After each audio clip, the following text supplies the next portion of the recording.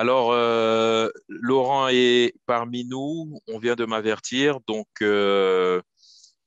comme je vous le disais précédemment, la semaine dernière, pour la toute première session, on a parlé des NFT. Donc, c'est une tendance un peu récente où certains créent des œuvres d'art, que ce soit des œuvres audio ou des œuvres visuelles qu'ils ensuite revendent sur certains sites. Donc, Xiaogong nous a parlé de ça la semaine dernière. Et moi, comme je vous ai dit, je vous avais parlé donc de la blockchain, des crypto-monnaies, du trading. Et aujourd'hui, on a un grand invité qui va nous parler, mais je le laisserai présenter davantage, de la DeFi, donc Decentralized Finance. Donc, c'est Laurent qui est parmi nous, je crois. Oui, enchanté. Merci, Bancali. Hello, alors je te laisse la parole. Merci à toi. Merci de m'avoir. Et salut le Bamako Campus. C'est sympa de vous voir ici. Je m'appelle Laurent Bourquin. Donc, je suis un ami des fondateurs de Kabaku et je suis le projet maintenant depuis quelques années. Donc voilà, je m'appelle Laurent Bourquin, j'habite actuellement en Lituanie, je suis français, j'ai un parcours en banque d'investissement et depuis 5 ans, je ne travaille que en full-time sur la DeFi, la finance décentralisée. Alors, est-ce que je sais que la semaine dernière, on vous a demandé si certains d'entre vous avaient déjà entendu parler du Bitcoin. De mémoire, il me semble que la moitié de la salle en avait déjà entendu parler. Si ça vous dérange pas de relever la main pour. D'accord. Et ok, bon, tout le monde connaît le Bitcoin, ça c'est génial. Et est-ce que vous avez déjà entendu parler de la finance décentralisée, la DeFi? Ou est-ce que c'est un terme nouveau pour vous? D'accord. Alors, qu'est-ce que c'est que la finance décentralisée? C'est un peu c'est en ce moment, c'est en vogue. C'est un peu la suite, j'ai envie de dire, de tout le développement qui a été ouvert ces 3 dernières années sur le Bitcoin. Le Bitcoin, donc on en a déjà parlé, c'est quoi? C'est l'unité de valeur qui permet d'échanger de pair à pair de l'argent, mais l'utilité reste quand même assez faible. À part échanger des Bitcoins, on ne peut pas faire grand-chose. Alors là, la défi, ça va nous permettre en fait de gagner de l'argent, par exemple, sur le fait qu'on possède des bitcoins. Donc je reformule.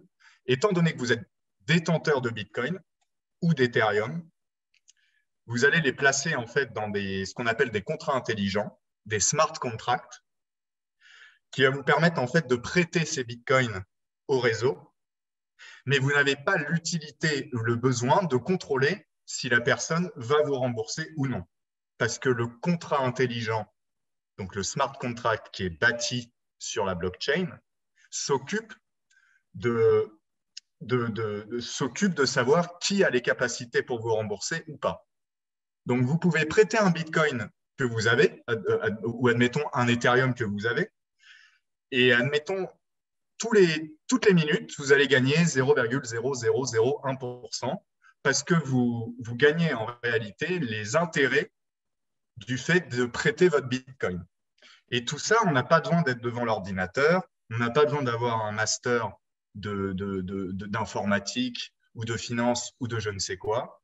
Tout ça, ça s'apprend sur Internet. Alors, c'est vrai qu'il faut passer quelques heures, il faut bien aimer l'informatique, mais, mais il est très facile pour vous, comme il a été pour moi, d'utiliser en fait la finance décentralisée pour faire un petit peu d'épargne de son côté.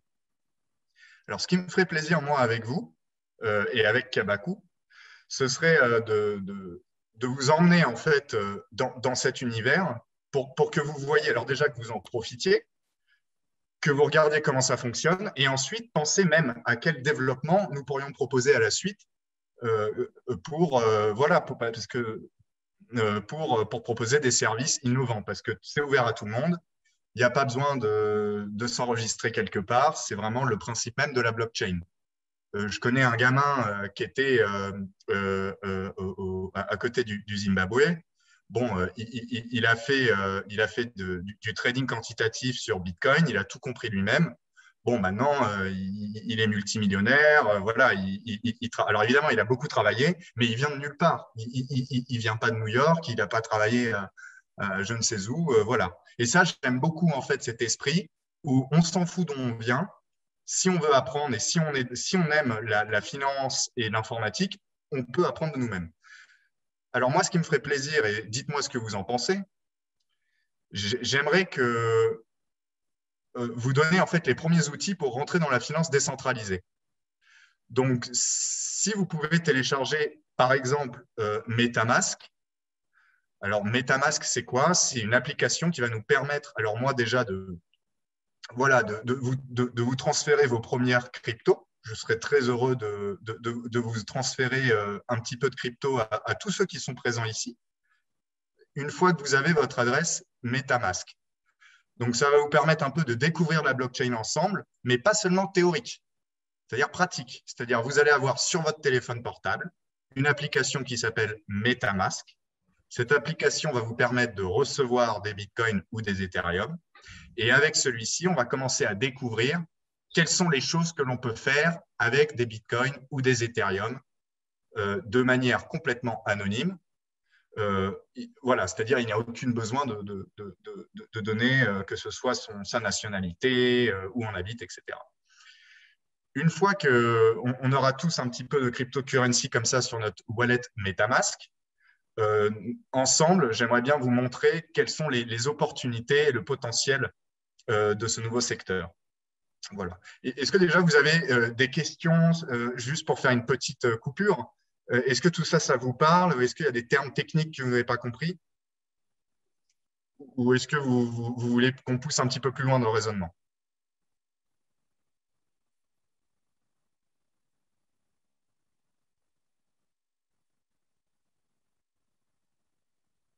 Alors, j'ai du mal à avoir un retour. Je ne sais pas si tout est OK. Ah oui. Enfin, je voulais juste me permettre si on pouvait faire un peu interactif. Est-ce que l'un d'entre vous, par exemple, ceux qui ont ou qui ont déjà entendu parler des cryptocurrencies, où déposez-vous, où mettez-vous vos cryptos à l'heure actuelle?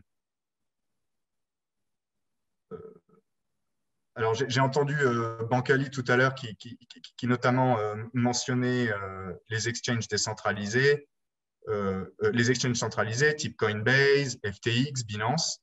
Je trouve que c'est une excellente première approche. Ceci dit, ces exchanges sont centralisés, c'est-à-dire qu'ils auront quand même accès à vos fonds. Et l'avantage en fait de la blockchain, c'est vraiment de retirer les personnes tiers, les services tiers. Donc, on peut en réalité directement acheter, posséder des cryptocurrencies sans aller sur un exchange centralisé. Oui, Laurent, c'est intéressant que tu mentionnes ça parce que moi, je suis resté vraiment, je dirais, en mode 1.0 là. C'est-à-dire, j'ai été sur des plateformes, j'ai fait du trading, je conserve mes cryptos sur les plateformes de trading. Et justement, là, comme tu viens de le mentionner, il y a vraiment moyen d'optimiser et de passer en mode 2.0, si je puis dire. J'ai même Et, envie de dire 3.0, parce que ouais, ouais, le ouais. MetaMask est un web wallet 3.0. Ah ouais, bon, bah, tu vois. Donc voilà, moi, je sais que je suis à l'étape où je dois faire cette transition-là, quoi. Ouais, et ça me D'autant ferait plus vraiment que, plaisir qu'on le fasse ouais, ensemble. Ça ah me ferait ben vraiment plaisir merci, qu'on le fasse tous merci. ensemble. Voilà, c'était ma petite intervention. Si d'autres ont leur mot à dire. Euh, moi, ce que je veux vous proposer, vraiment qu'on se rende compte d'une chose, je pense que personne n'est dupe ici, que je pense que l'équipe de Bamako est parfaitement au courant euh, quand même des risques de cet écosystème. Parce que vous savez, évidemment que c'est voilà, c'est un marché en explosion, mais il y a également beaucoup de personnes qui vendent du rêve, qui utilisent en fait cette mode pour vraiment faire des escroqueries. Donc, vraiment, ce qui est très important dans le milieu de la blockchain et des cryptocurrencies, étant donné qu'il n'y a pas de service après-vente, ce qui est très important, c'est de savoir voilà, à qui vous pouvez avoir l'information pour éviter de vous faire avoir. Il y a eu des centaines de millions de dollars de vols, d'escroqueries sur la cryptocurrency. Et vu que c'est anonyme, si on vous vole, vous ne pouvez rien réclamer à personne.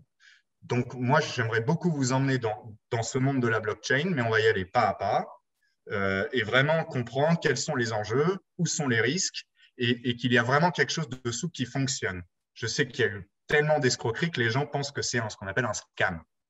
Mais je le redis et pour conclure, je garantis que ce n'est pas un scam. Il y a des besoins, il y a de la demande, il y a du développement, il y a de l'innovation technologique. Ça permet vraiment à tout le monde dans le monde de pouvoir sauver un petit peu d'épargne, pouvoir faire 15% annuel sans être emmerdé par un banquier, si je puis me permettre. Voilà. Alors, faites-moi savoir dans l'équipe Bamako si jamais vous avez quelques questions déjà sur cette première partie.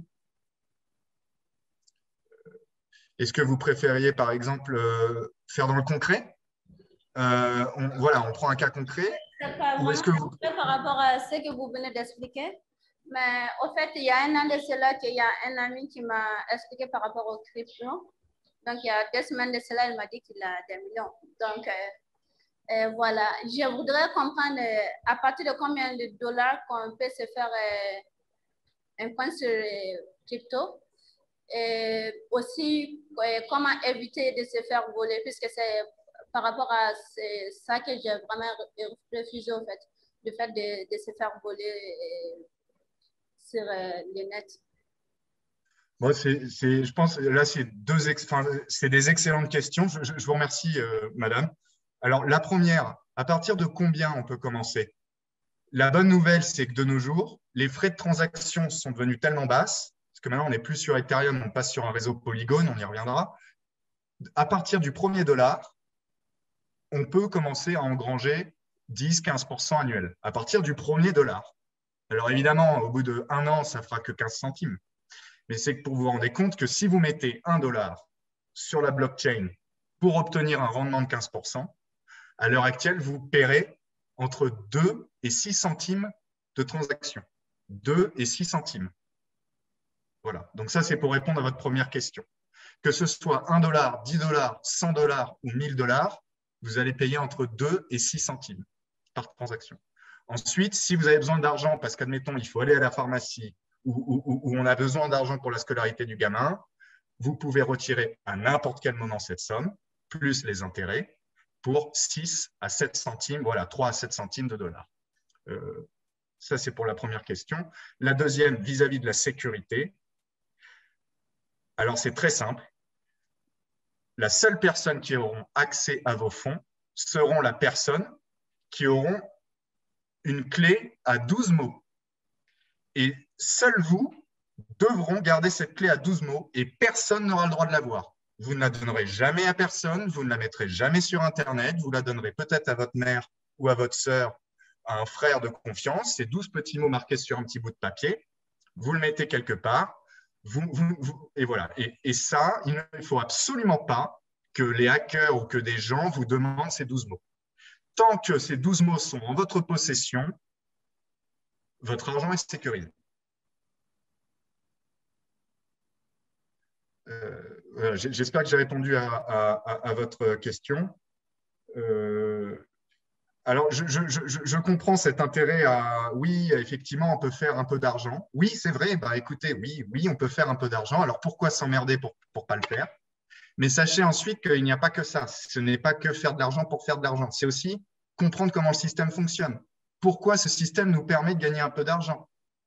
Est-ce qu'il y a des besoins similaires? Est-ce qu'on a besoin de plus d'informations technologiques? Est-ce qu'il y a peut-être des services qu'on peut développer, des services financiers qu'on peut développer sur cette technologie?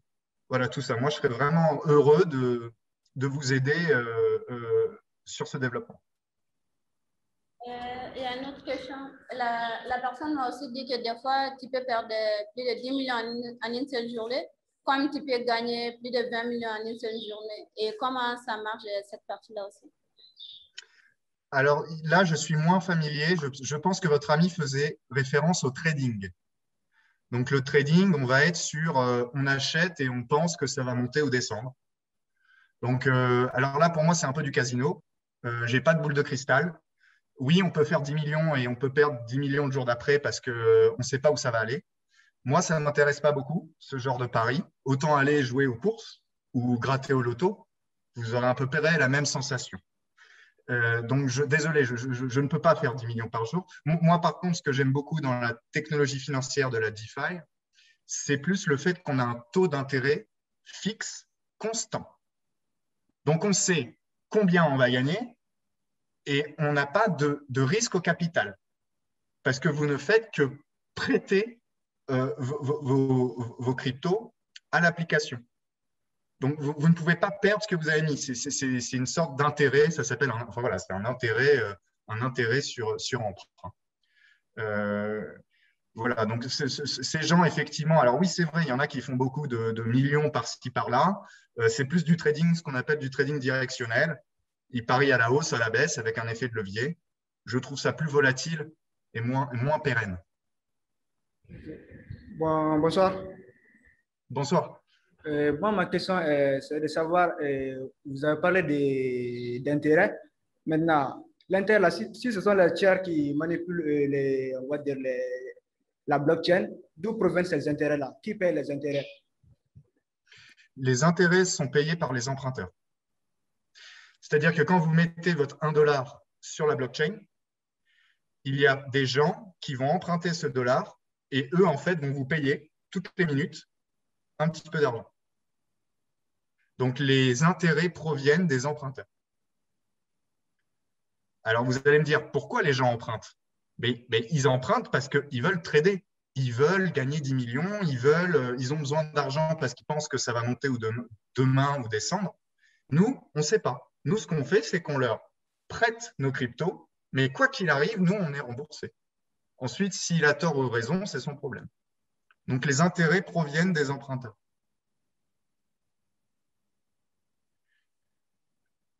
Alors, est-ce que je ne sais pas si vous préférez plus le modèle informatique ou le modèle financier, parce que dans la DeFi, c'est vraiment la combinaison des deux, pour le coup.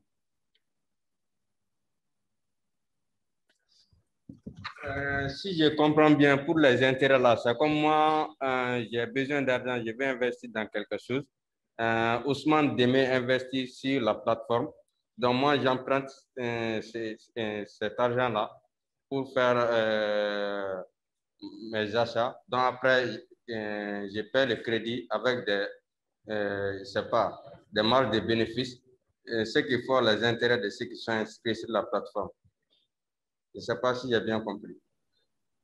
Okay. Oui, il me semble. Pour emprunter sur la plateforme, alors que ce soit clair, la plateforme, déjà, elle n'est pas centralisée. C'est un code open source. Pour pouvoir emprunter sur cette plateforme, il vous faut au préalable avoir déposé un actif. Tant que vous n'avez pas déposé d'actif sur la plateforme, vous ne pouvez pas emprunter. Dans un premier temps, moi, ce que j'aimerais vous montrer, c'est juste prêter aux gens. Donc, on ferait un petit intérêt composé. Après, effectivement, nous pouvons également emprunter. Mais quand nous empruntons, c'est que nous avons déjà déposé du capital auparavant. Et également, on aura un intérêt à payer cette fois. Donc, il faut s'assurer qu'avec la somme qu'on a empruntée, le rendement tiré sera supérieur au taux d'intérêt de l'emprunt. J'espère avoir été clair. Donc, pour répondre à ta question, à votre question, la manière pour emprunter sur la plateforme, je vous la donne. Il y en a plusieurs. Celle qui est la plus, on va dire, légitime, c'est aave.com. AAVE.com. Donc, c'est construit sur la blockchain. Il n'y a personne derrière la plateforme en réalité. En gros, c'est construit sur la blockchain Ethereum. Et sur aave.com, qui est accessible par tous, vous pourrez voir les différents taux d'emprunt et les différents taux de crédit.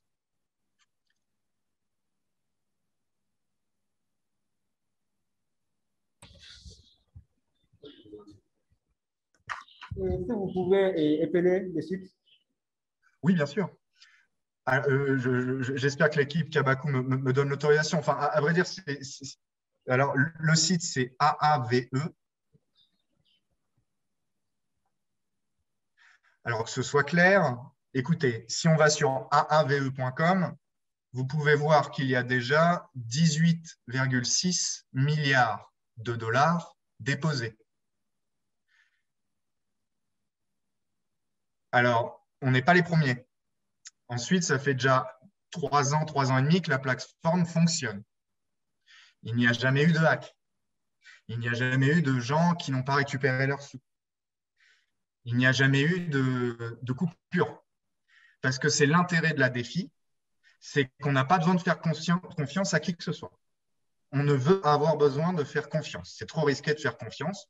Donc, on s'en remet à la blockchain Ethereum.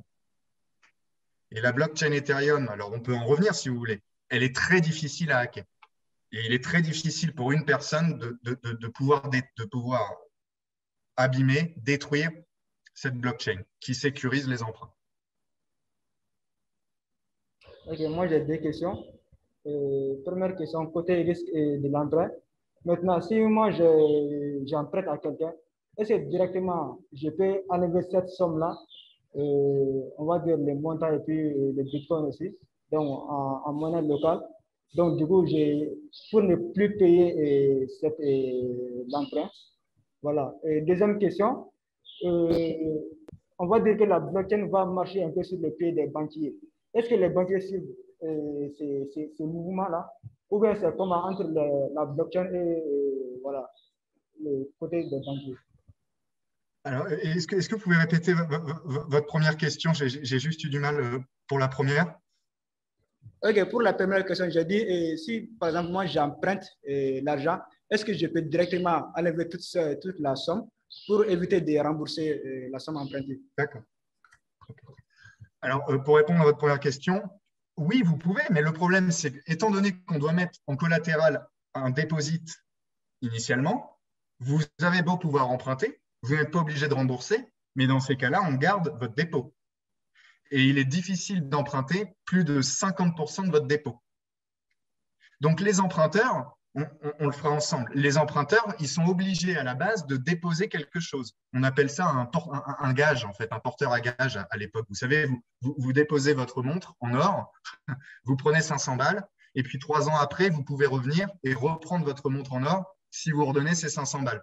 Mais vu que la montre en or peut-être a gagné en prix, eh bien, vous pouvez rembourser votre emprunt avec la valeur de la montre qui a pris en valeur durant votre emprunt. Donc, pour répondre très simplement à votre question, les emprunteurs ne peuvent pas, ils peuvent partir et ne pas être obligés de rembourser, mais dans ces cas-là, la plateforme garde son collatéral. Donc, il n'a pas intérêt à ne pas rembourser. Et pour répondre à la deuxième question de monsieur, vous parliez, parce que voilà, je vais répondre à votre seconde question. Oui, mais ce nouveau phénomène de défi, que pense le banquier traditionnel? Alors, c'est une excellente question. Pour être honnête, toutes les banques centrales, que ce soit européennes, américaines, asiatiques, africaines, regardent la défi avec énormément de stupeur, on va dire. Au début, ils voulaient la bannir. Le problème, c'est qu'on ne peut pas bannir la défi parce qu'il n'y a pas de centralisation. C'est une boîte de Pandore, si vous voulez. On ne peut pas détruire Bitcoin, on ne peut pas détruire Ethereum. Donc, maintenant, ce que font les banquiers traditionnels, mais c'est très récent, ils sont en train, en fait, de framework, c'est-à-dire de faire une de donner une régularisation, de réguler, en fait, le secteur DeFi. Et on voit même de plus en plus de banques à l'heure actuelle qui commencent à étudier, d'ailleurs, cette technologie. Donc, au début, pour répondre à votre question, les banquiers traditionnels, on va dire, étaient farouches et n'aimaient pas parce que c'est une compétition très féroce pour elles. Et là, depuis 1 an ou 2, vu qu'elles ont compris qu'on ne pouvait pas vraiment détruire ce phénomène, elles préfèrent l'encadrer et travailler avec. Donc, des lois, alors pas encore en Union européenne, mais des lois d'encadrement de la défi sont déjà à jour au niveau des États-Unis et au niveau notamment de Japon, Corée, Hong Kong. Voilà. En Europe et en Afrique, on est un petit peu… ça va venir, hein, mais il faut des gens comme nous pour pousser. Ok, excusez-moi encore. Et moi, Parce que je m'intéresse un peu beaucoup à l'économie. C'est de savoir, est-ce vous, les gens, parce qu'on dit que ceux qui ont créé la blockchain, bon, personne ne les connaît. Est-ce qu'au moins il y a un mouvement qui essaie de, on va dire, bon, pour faire que les banquiers au moins voilà, ne fassent pas même plus sur la blockchain? Est-ce qu'il y a un mouvement qui est axé sur ça ou bien c'est comment au niveau de comment les gens prennent cette nouvelle des banquiers? Vous voulez dire comment les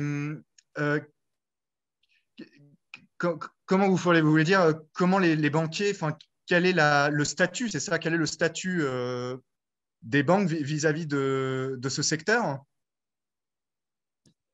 Oui, bon, si les banques essaient de faire des réglementations, je pense qu'ils veulent au moins faire main basse au moins sur la blockchain pour qu'ils ne perdent pas leur intérêt sur la monnaie.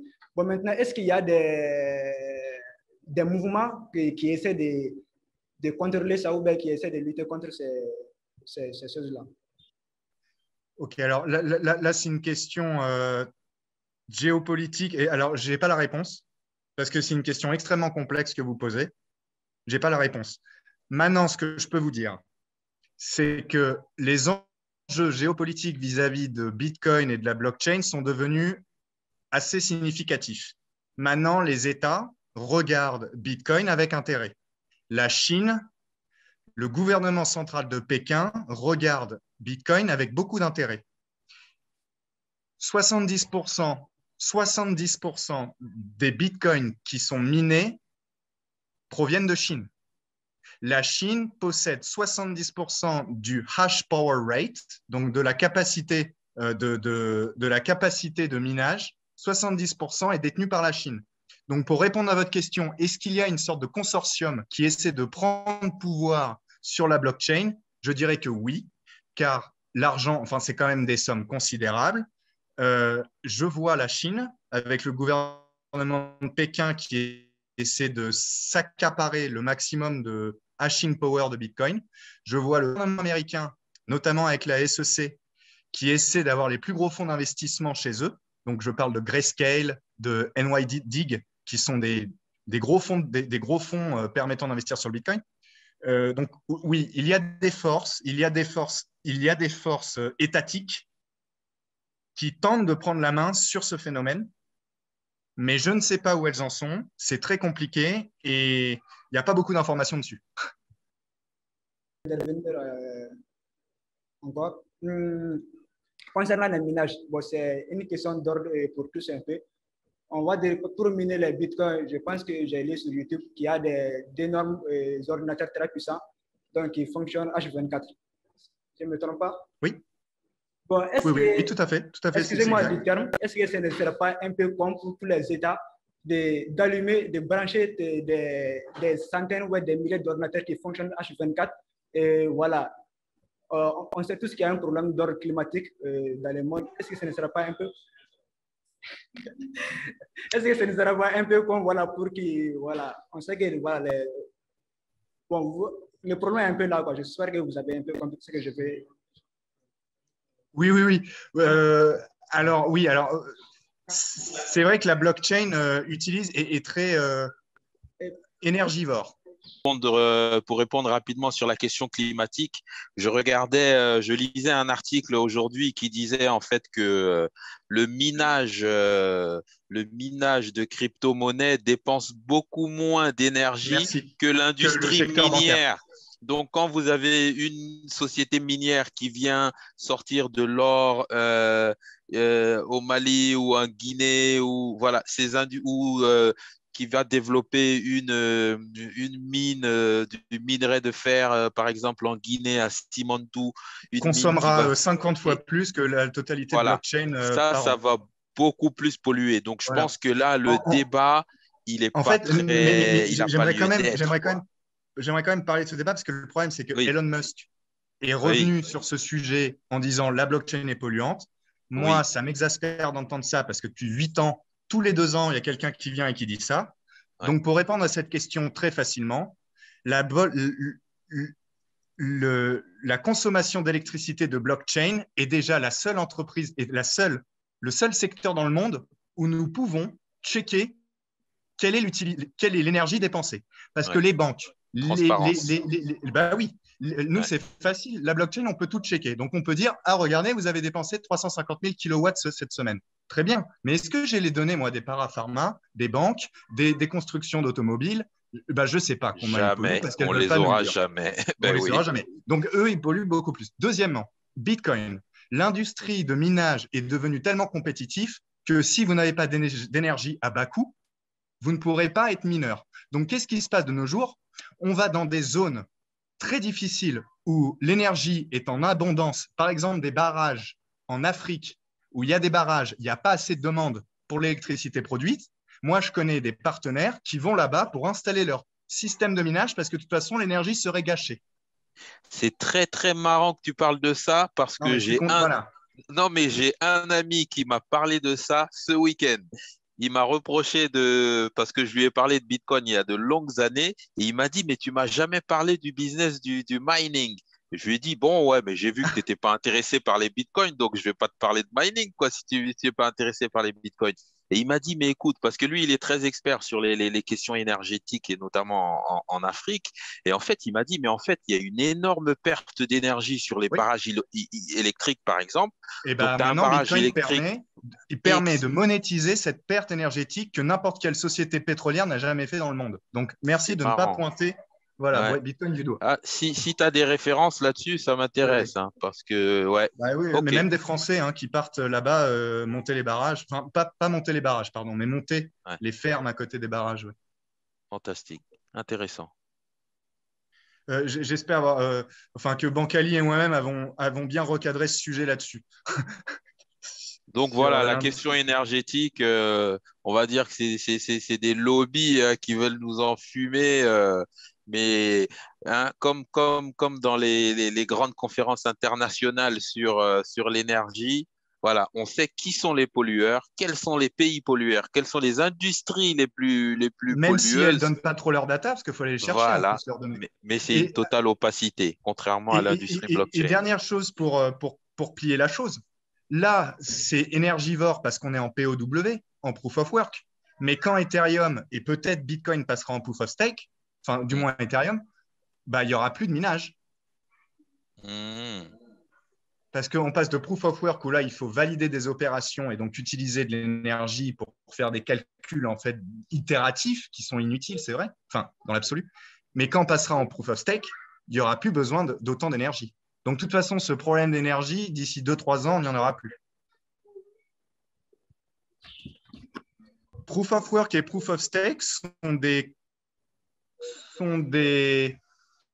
consensus de minage.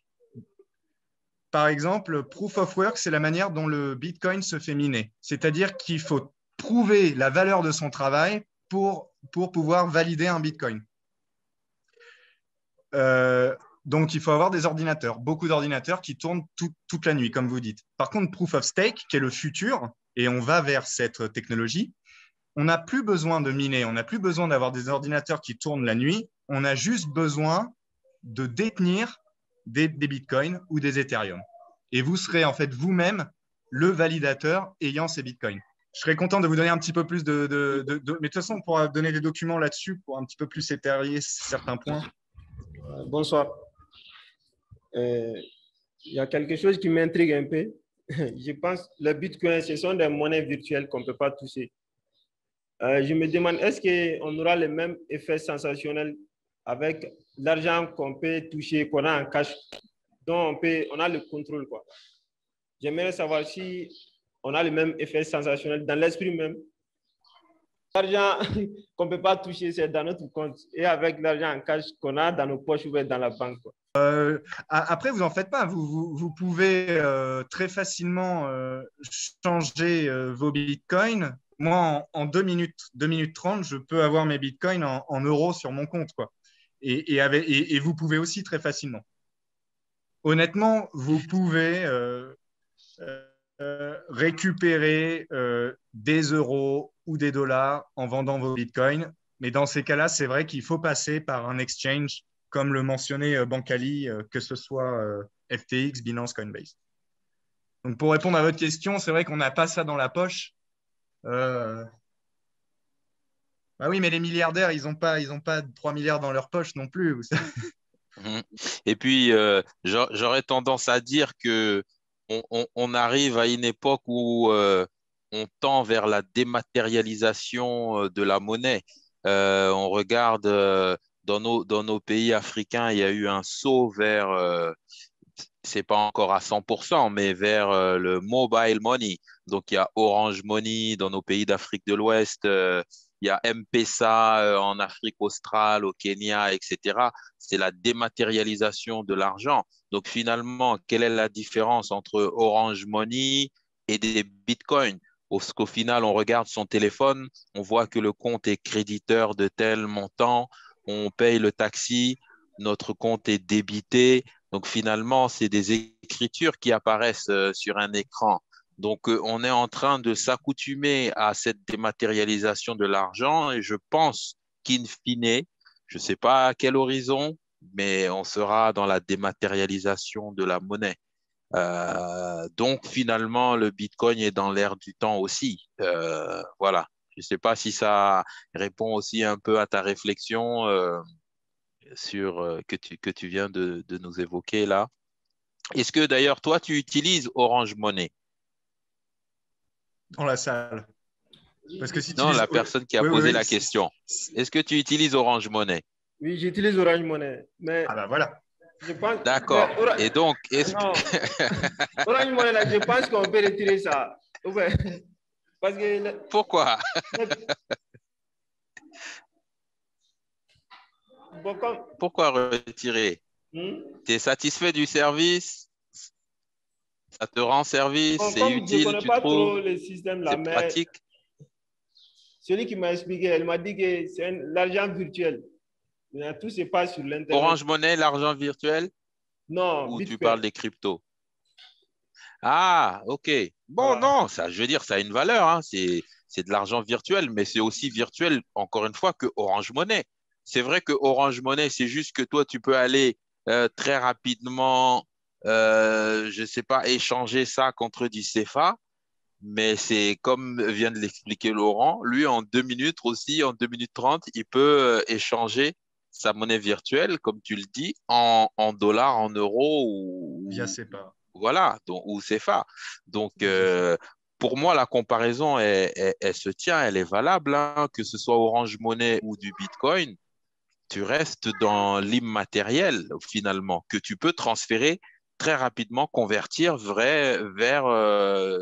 fiat, quoi, de l'argent tangible, quoi, si je puis dire. Et moi, Voilà. si j'ai mon cousin en Grèce, je suis content de pouvoir lui envoyer 20 dollars rapidement. Ouais. Ouais, ouais. Juste Moi, ce qui me Yannick, ferait plaisir avec vous, ce qui me ferait vraiment plaisir avec vous, et pour vous prouver que certes, c'est immatériel, mais il y a quand même une valeur derrière, ce qui me ferait vraiment plaisir MetaMask. avec vous, et c'est un challenge, Yeah. si vous pouvez chacun d'entre vous ouvrir un compte MetaMask, je vous Ouais. envoie vos premières cryptos, et ensemble, on va les mettre pour les prêter. Vous allez voir que 3 semaines après, on va demander nos gains et on va faire ensemble le test pour les récupérer en CFA dans votre poche. Et on Fantastique. va faire toute l'opération de A à Z ensemble sur 3 semaines, parce qu'on va devoir un petit peu de temps, vous savez, pour engranger des intérêts quand même. Et je pense que visuellement, enfin, si on fait tout de A à Z ensemble, ça va être beaucoup plus clair. Alors, moi, je me rends compte que j'avais déjà MetaMask sur mon OK. téléphone, mais je ne l'ai jamais Maintenant, utilisé, tu on prend vois. 5 minutes pour installer les comptes Yannick, MetaMask. C'est ça. Alors, installez les comptes MetaMask. Vous allez avoir une clé de 12 mots. Celle-ci, ne la perdez pas et ne la donnez à personne. Voilà, tu... ça, c'est votre clé privée. Ensuite, MetaMask, vous aurez une clé publique.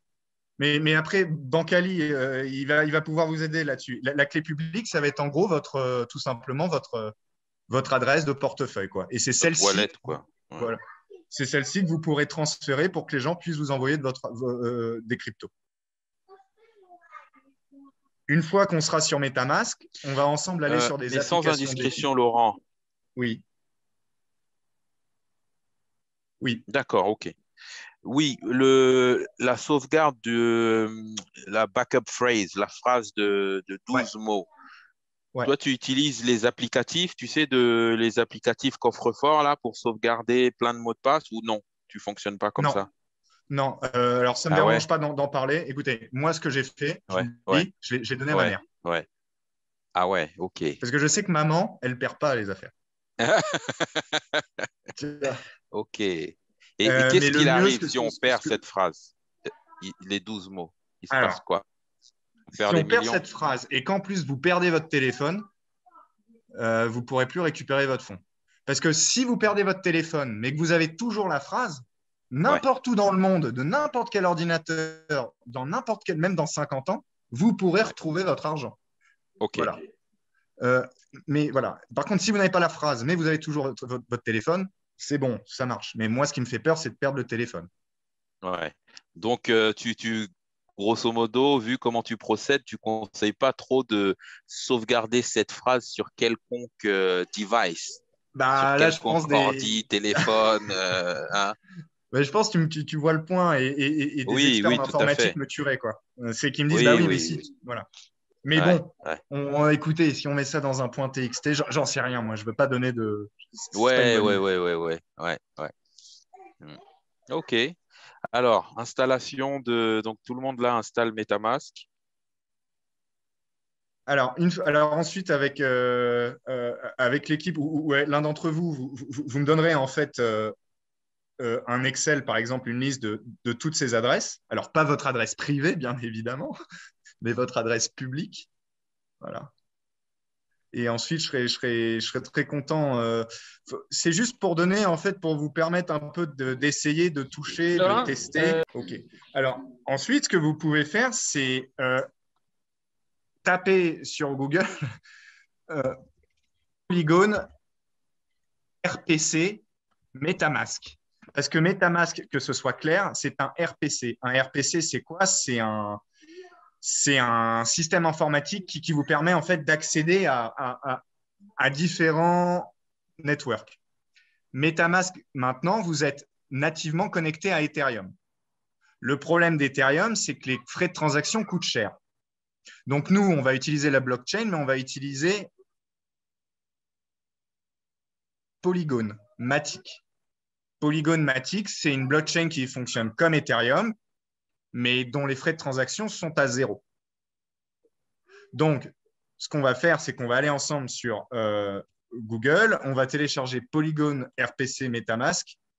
Ça va vous permettre, quand vous avez téléchargé MetaMask, vous allez aller tout en haut dans Network, Custom RPC, et là, vous allez pouvoir rajouter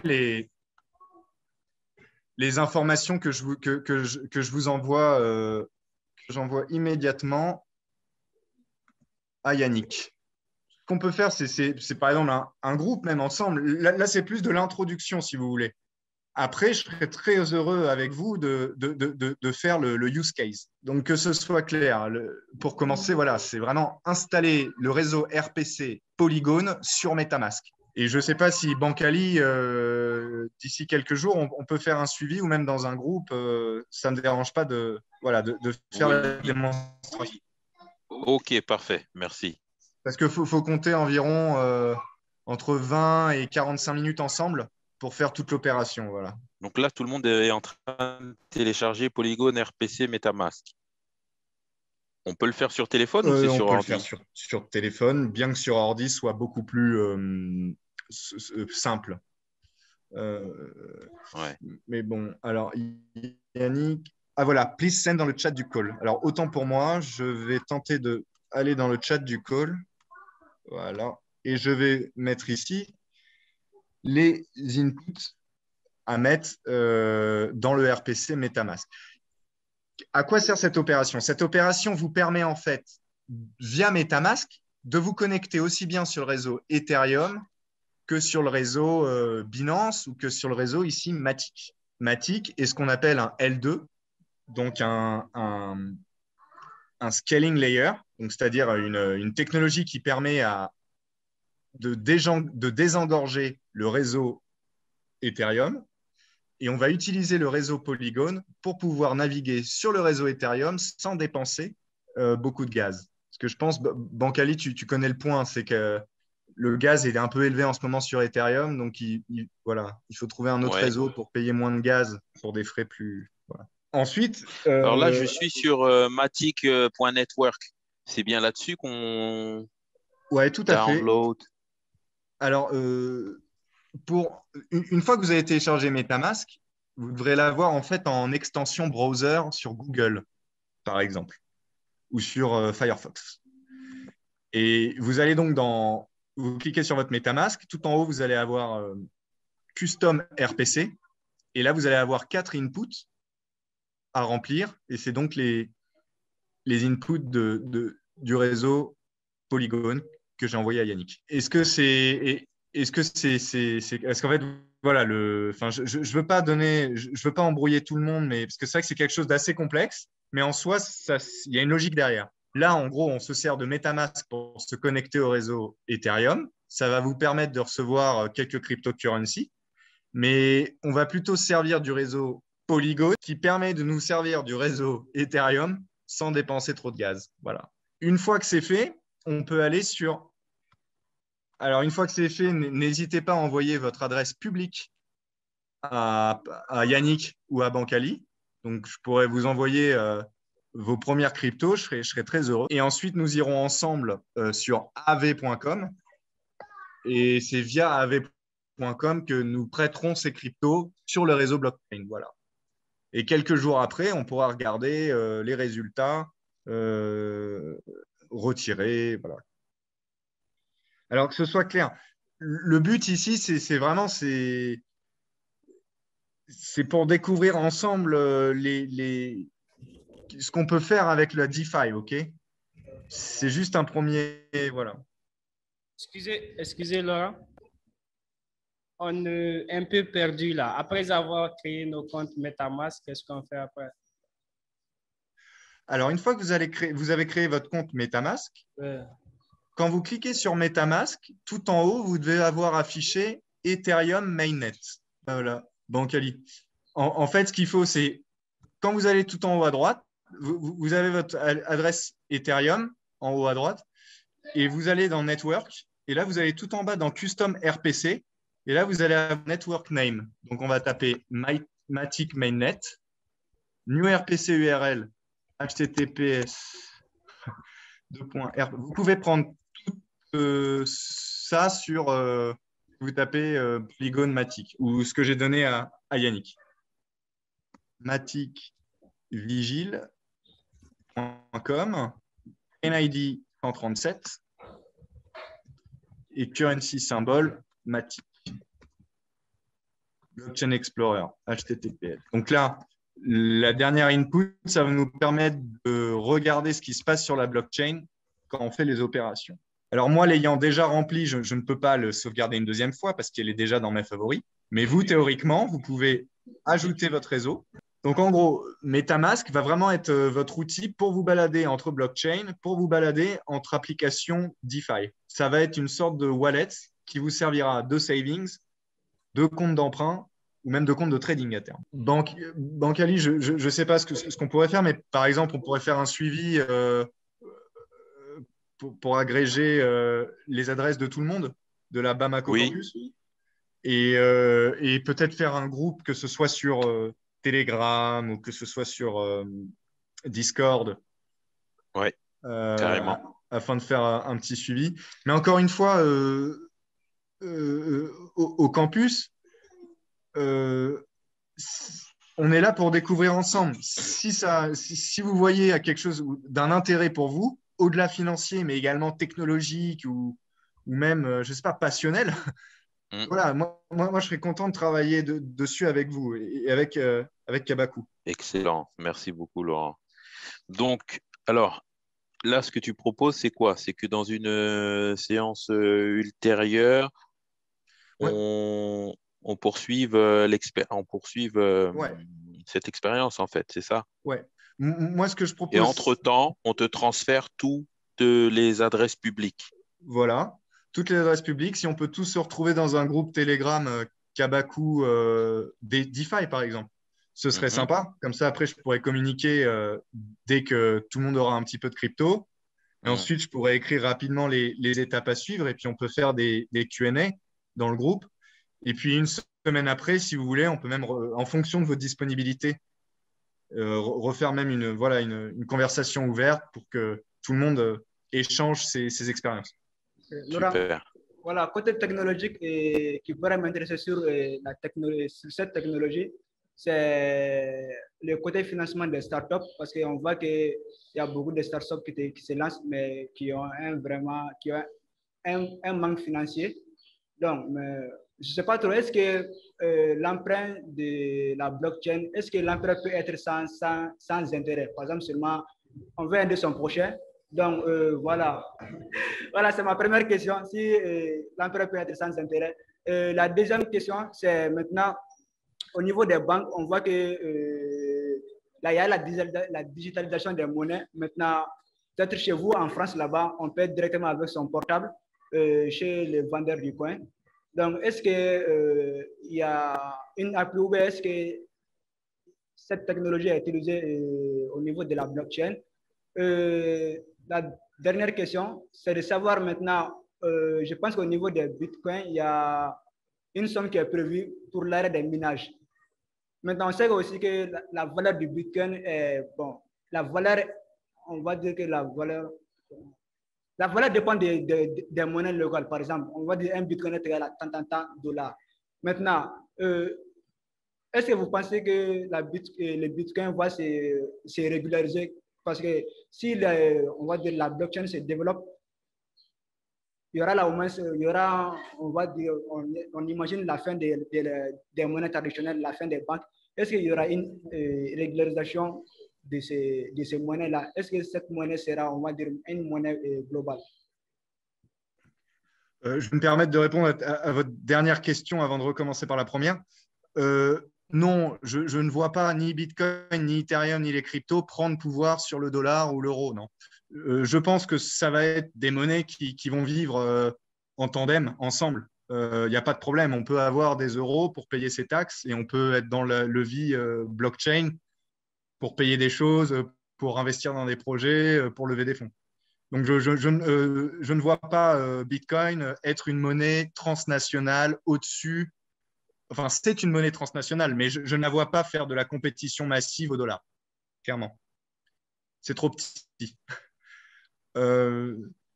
Alors, oui, les États essaient de l'encadrer, mais malheureusement, je ne pense pas que ça arrivera à 1/10 du dollar. Voilà. Mais ça reste un modèle indépendant qui nous permet, nous, citoyens normaux, d'échanger sans avoir à devoir à se faire prendre une partie par le banquier ou se faire contrôler à chaque mouvement par l'État.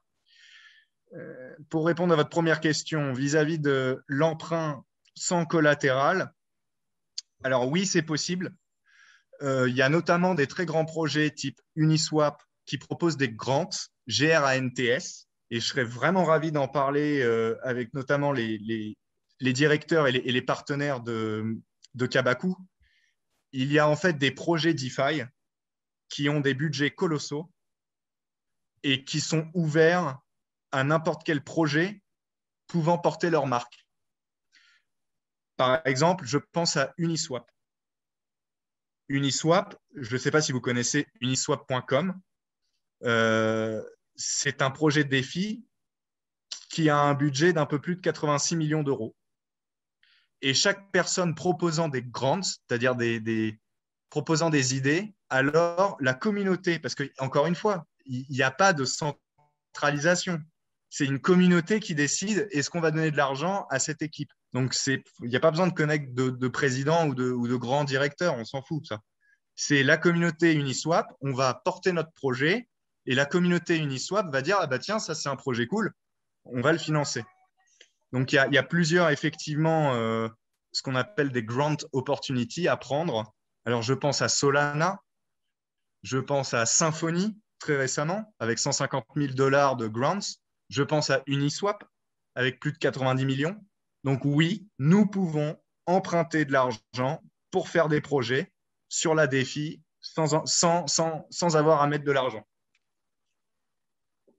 après, je ne vous cache pas que voilà, il faut faire un projet, il faut que la communauté aime bien notre projet. Après tout ce qui est grand, voilà, je pense on pourra en reparler tranquillement avec Yannick. Parce que l'idée avec Yannick et Bancali à terme, ce serait même peut-être de faire un coin en fait, Kabaku Coin. Si tu veux. Oui. Ah ben écoute, Laurent, un grand merci pour cette découverte, hein. Je pense qu'on a tous, toutes et tous, énormément appris ce soir. Et c'est voilà. C'est que le Et ce début. qui est bien, c'est que voilà, t'es pas dans la théorie tout de suite, c'est voilà, dans la pratique. On a tous nos portefeuilles, on a tous téléchargé MetaMask, on est en train de configurer là, et voilà, je pense que c'est la meilleure manière d'apprendre, c'est la meilleure démarche. Donc, merci beaucoup pour ça, pour la présentation et pour là le TD, hein, je vais dire. Et puis, ce n'est que le premier TD, il y en aura d'autres. Et puis, voilà, ça va créer, c'est sûr et certain, des vocations. Et puis, l'idée après, c'est de partager ce savoir, hein, dans la communauté Kabako, en dehors. Et je pense qu'il y a énormément d'innovation une fois qu'on aura formé beaucoup de jeunes sur le continent à ces technologies très innovantes, on va sortir des idées très, très innovantes et des projets très innovants. Donc, moi, c'est ce que je prévois, présage en tout cas. Donc, merci pour ton intervention, pour ton temps. Et puis, on a hâte de la deuxième séance très pratique. On t'enverra les adresses publiques de chacune et de chacun. Et on créera donc le Kabako Défi chat sur Telegram. Voilà, voilà. Merci beaucoup. Merci beaucoup et merci encore à Kabako Organisation de proposer cette opportunité. Welcome. Au revoir. Merci Yannick. tout le monde. Ouais. À bientôt. On se revoit. Merci à toi. À très bientôt. Allez, ciao. Merci. Salut Laurent.